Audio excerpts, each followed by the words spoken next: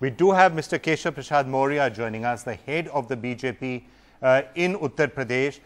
मौर्य साहब, बहुत बहुत धन्यवाद। अब हम हमारे साथ बात कर रहे हैं।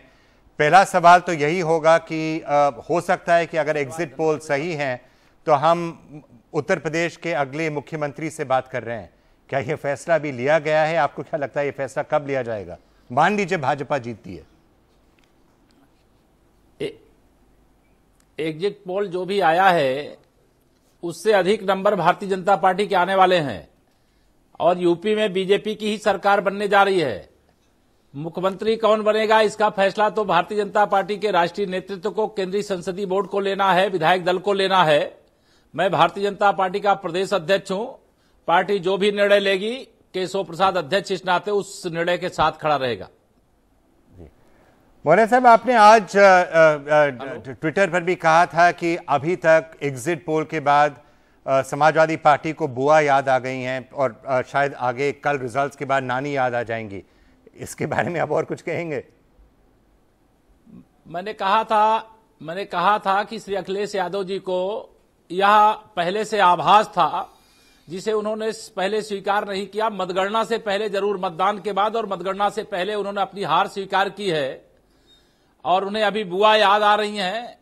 आगे और पता नहीं कौन कौन लोग याद आएंगे, लेकिन भारतीय जनता पार्टी स्पष्ट तौर से यह जानती है और मानती है कि ये बुआ को मिला लें, अपने दोस्त राहुल गांधी जी को मिला लें और जो कुछ बटोरना चाहे बटोर ले, लेकिन भारतीय जनता पार्टी इतने अधिक नंबर से आ रही है कि समाजवादी पार्टी जी और बहुजन समाजवादी पार्टी, इन दोनों दलों ने उत्तर प्रदेश को बर्बाद करने का काम किया है। उत्तर प्रदेश की जनता इन दोनों दलों को उखाड़ करके फेंक चुकी है, केवल गिनती बाकी है। और कल इसका संदेश उत्तर प्रदेश की जनता का 11 बजे तक ही काफी कुछ क्लियर हो जाएगा और मैं पूरे विश्वास से भरा हूं कि लगभग 300 सीटें भारतीय जनता पार्टी के खाते में आएंगी। उसका तो फैसला कल हो ही जाएगा, जैसे आप कह रहे हैं, पता चल जाएगा कि हुआ क्या है। पर यह भी संभव है, एक दो एग्जिट पोल ऐसे भी हैं जो कह रहे हैं कि शायद हंग असेंबली होगी, किसी को भी बहुमत नहीं मिलेगा। और अगर वो स्थिति होती है तो फिर जोड़ तोड़ की सरकार बननी पड़ेगी।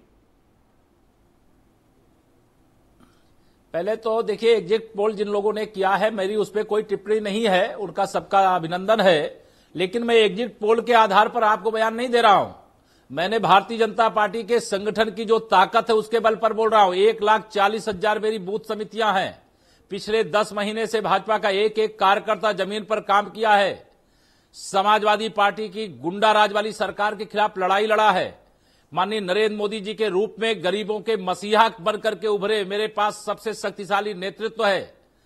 केंद्र सरकार के द्वारा अनेक उपलब्धियां गरीबों के लिए, किसानों के लिए, गांवों के लिए मेरे पास है, जिसके आधार पर भाजपा को समर्थन मिला है। और समाजवादी पार्टी जो सभी मोर्चों पर विफल रही है, विकास के नाम पर धोखा दिया, केवल अराजकता पैदा किया, कानून व्यवस्था पूरी तरह राज्य की ध्वस्त करके रख दिया, जमीनों पे कब्जे किए, सभी क्षेत्रों में भ्रष्टाचार किया। लेकिन साहब, ये सब इनकी असफलता और केंद्र सरकार की सफलता, इसके आधार पर मैं विजय का दावा कर रहा हूं। केवल एग्जिट पोल ये मेरे दावे का आधार नहीं है। जी मौर्य साहब, ये सब जैसे मैंने कहा, ये चुनावी फैसला तो हो गया है। कल पता चलेगा कि लोगों ने क्या इस पर निश्चय लिया है। एक आखिरी सवाल आपसे मैं पूछना चाहूंगा कि अगर आप कई विशेषज्ञों ने कहा है कि आपका भाजपा अध्यक्ष बनाया जाना वहां उत्तर प्रदेश में, उसका भी काफी असर पड़ा, क्योंकि जो नॉन यादव, जो यादव नहीं थे, बाकी जो ओबीसी थे, वो सब भाजपा के साथ शायद आ गए। अपर कास्ट थे, पहले से थे, बाकी जो नॉन यादव, जो यादव नहीं थे, वो ओबीसी थे, वो भाजपा के साथ आ गए। क्या आप इससे सहमत हैं? क्या इसका असर पड़ा? देखिए, सपा बसपा कांग्रेस ने मिलकर के देश में और मेरे उत्तर प्रदेश में इस प्रकार का माहौल पिछले बहुत समय से बनाया हुआ था कि भारतीय जनता पार्टी अगड़ों की पार्टी है। सच इसके विपरीत था। 2014 में जब माननीय नरेंद्र मोदी जी के नेतृत्व में हम लोकसभा का चुनाव लड़ रहे थे, उस समय लगभग उत्तर प्रदेश का, चाहे वो पिछड़ा वर्ग हो, चाहे अनुसूचित वर्ग हो, चाहे अगड़ा वर्ग हो, सबको यह समझ में आ गया कि ये सपा बसपा कांग्रेस की तिकड़ी मिलकर के समाज को तोड़ना चाहती है, जाति के आधार पर राजनीति करना चाहती, बंटवारा करना चाहती है।